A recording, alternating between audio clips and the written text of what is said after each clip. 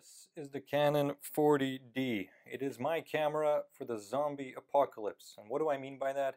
I mean, this is a perfect camera for lockdowns, protests, anything like that. And I'm going to explain to you why I think that is. And we're going to talk about the good, the bad of this camera, and then I'm going to show you some sample pictures. It was released back in 2008. It's still quite an effective photographic tool. So let's get right into it.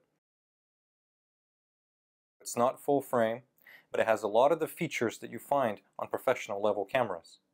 This camera was originally released for $1,300, guys, and now you can buy it for under $100. One of my favorite things about this camera is just how comfortable it is to hold, despite the fact that it is on the heavy side. Heavy, though, means you can hold it steadily, and I can imagine shooting with this thing for hours at a time, which makes it perfect if you're documenting something or you're starting out a career in photojournalism. The construction of this camera, guys, this is a very, very solid piece of equipment. It's not like the cheap plasticky cameras you may be used to if you're spending $100. This thing was made in Japan. Canon actually used magnesium alloy for their 30D, 40D, 50D series of cameras, and I believe with the 60D, the camera's got less tough. It's a perfect beater camera that you're not afraid to get a little scratched up, a little dirty, won't break the bank if it ever gets stolen or you get mugged. It has a top LCD screen, as you can see here. This is not something you commonly find on cameras that are $100. Manual controls. You press one of the buttons here. Front wheel controls the first thing, and then the back wheel controls the second one. So we press this.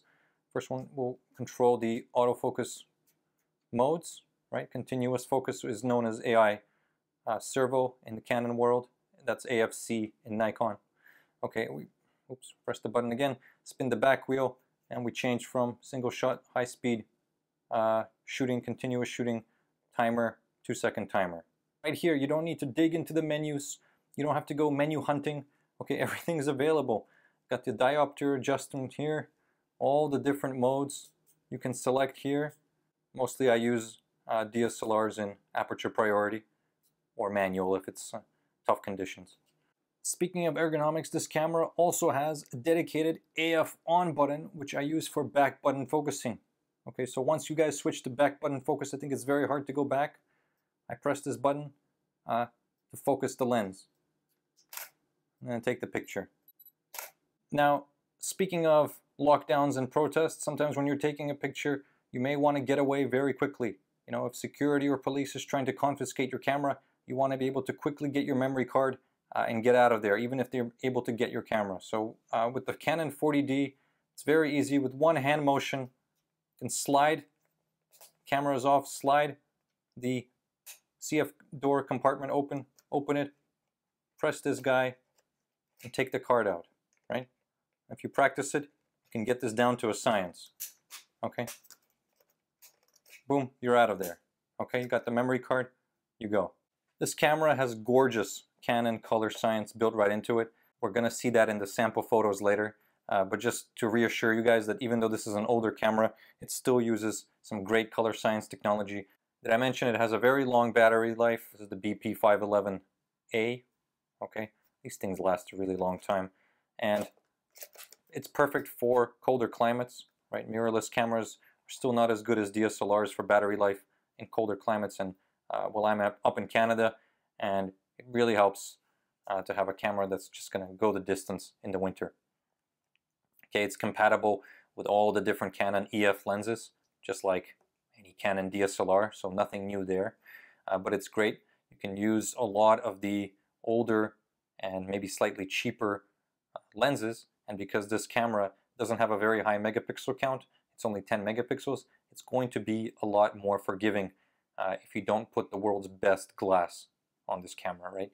So I like to use this camera with more affordable, cheaper lenses. In this case, I've got the Canon 18-55 STM lens. Beautiful lens, actually, by the way. I really like this lens, even though, yeah, it's cheap and plasticky, but the stabilization is so nice on it. Just pairs really well. Very simple menu, guys. Okay, if you're used to complicated menus on today's digital cameras, this one is not going to disappoint you. The camera is exceedingly simple to customize and modify. Not too many options to choose from. Oh, has built-in sensor cleaning. Almost forgot. It's enabled, so every time I turn the camera on, the sensor is cleaned. All the different color channel histograms as well.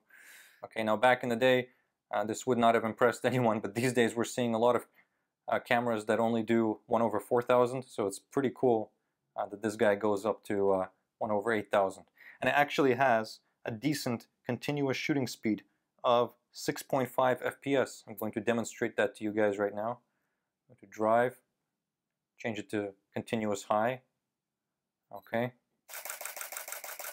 Boom. 2 wheels, top LCD, all the different buttons. Again, little light here to illuminate the LCD when it gets dark. At the front of the camera, you've got the pop-up flash button, and you've got a depth of field preview button.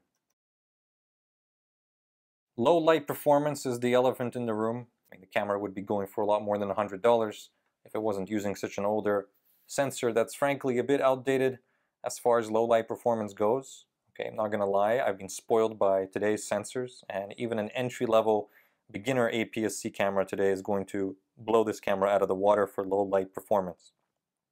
For daytime, this camera is great. Gets the results, colors are beautiful.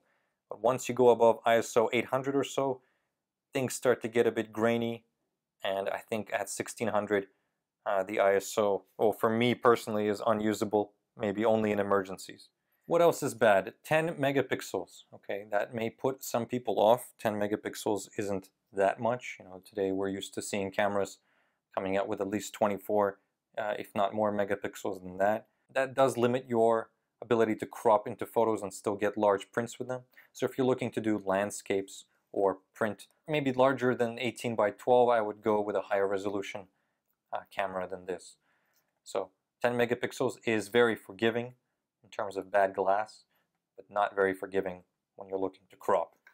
Okay guys, the camera does have live view. You've got to manually enable it in the menus and then go into live view using the center OK button when you're shooting. But again, it's very slow, very clunky. I wouldn't actually rely on it for shooting unless you're maybe on a tripod and willing to focus manually with the lens. For macro, it could certainly work. When we're in live view, we can zoom in 5x or 10x, and then we can manually focus on the lens and get pretty sharp results. But for just hand holding the camera, shooting day to day, I wouldn't use the live view. LCD screen is not too high resolution. Okay, the camera does use the older compact flash cards. They're not as common as the SD cards of today, so they're a bit harder to find. But often when you're buying these used cameras like the 40D, people will just include their old CF cards, so it's not too much of a problem. Just have to make sure when you're buying the camera that none of the pins down there are bent, because that's a common issue with people just being careless when they put their cards in. Now the camera is a bit on the heavy side, I'm not going to lie. At 822 grams, some people would say it's positively uncomfortable to hold. I personally really like the weight. I'm fine with it. Heavy is good.